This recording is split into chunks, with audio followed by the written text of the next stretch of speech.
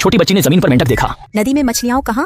वो सब आगे नदी के किनारे खरपतवार के ढेर में है। मेंढक की बात सुनने के बाद बच्ची ने तुरंत ये बात अपने सौतेले पिता को बताई। सौतेले पिता ने भी आधा यकीन करते हुए मछली का जाल फेंका, पर अगले ही पल जाल में अनगिनत मछलियां फंस गईं। ये देखकर सौतेला पिता खुशी से झूम उठा। गांव वाले भी उसे देखकर जलने लगे। दरअसल ये बच्ची जानवरों की भाषा समझ सकती थी, इसी वजह से वह अकाल में अपने सौतेले पिता के परिवार को जिंदा रख पाई। जब परिवार ने मेज पर ताजी मछली का सूप देखा तो सब उसकी तारीफ करने लगे। फिर सब खुशी से खाना खाने लगे। तभी सौतेली माँ जोर से खांसी में मुंह से खून उगल दिया। ये देखकर सबके होश उड़ गए। उन्होंने तुरंत गांव के वैद्य को बुलाया। वैद्य ने कहा सौतेली माँ की बीमारी लाइलाज है और उसे बचाने के लिए 100 साल पुरानी लिंगजी 1000 साल पुरानी जिनसिंग खरीदनी होगी, तभी उसे मौत के मुंह से वापस लाया जा सकता है। ये सुनकर सब मायूस हो गए, क्योंकि इन कीमती जड़ी बूटियों के लिए 100 सोने के सिक्के चाहिए थे। अकाल के दौर में जब खाने को दाना नहीं था, जड़ी बूटियां खरीदने के लिए इतने पैसे कहां से आते? परिवार वाले वैद्य से मिन्नतें करने लगे, पर जवाब मिला कि सौतेली माँ के पास सिर्फ 2 दिन है। इन 2 दिनों में जड़ी बूटियां नहीं मिली तो कोई भी उसे नहीं बचा सकता। तभी जहरीली बड़ी भाभी मजाक उड़ाते हुए अंदर आई। वो कबाड़ का मजाक उड़ाने लगी कि इन सबको बेचकर भी 10 चांदी के सिक्के नहीं मिलेंगे और 2 दिन में कीमती जड़ी बूटियां जुटाने का सपना देख रहे हैं। ये बस एक पागल का सपना है। उसने सौतेले पिता को ताना मारा कि जल्दी ताबूत खरीद लो, इससे पहले कि सौतेली माँ मर जाए। सीधे गड्ढा खोदकर दफना दो। ये सुनकर सौतेला पिता गुस्से से आग बबूला हो गया। उसने कहा कि वो अभी पहाड़ पर शिकार करने जाएगा और कसम खाई कि चाहे जान चली जाए पर 2 दिन में 100 सोने के सिक्के जरूर जुटाएगा। बड़ी भाभी ये सुनकर ऐसे हंसी जैसे कोई बड़ा मजाक सुन लिया हो।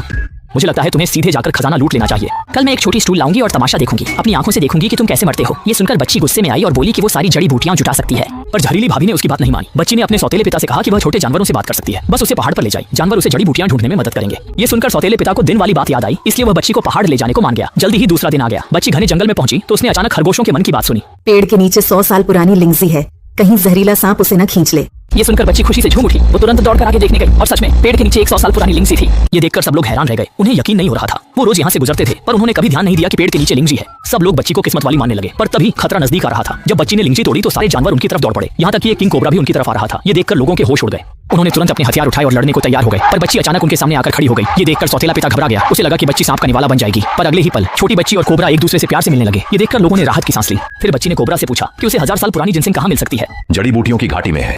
हमारे पूर्वज वहाँ उसकी रखवाली करते हैं। वे कहते हैं उन्हें अच्छे दिल वाली लड़कियां पसंद हैं।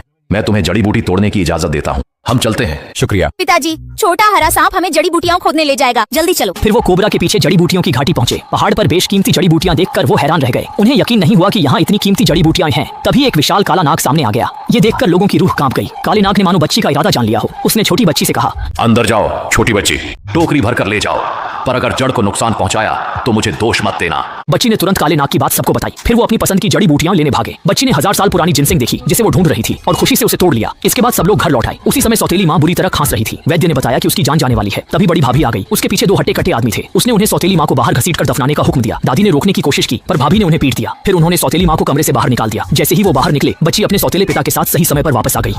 किसने कहा हम माँ को नहीं बचा सकते?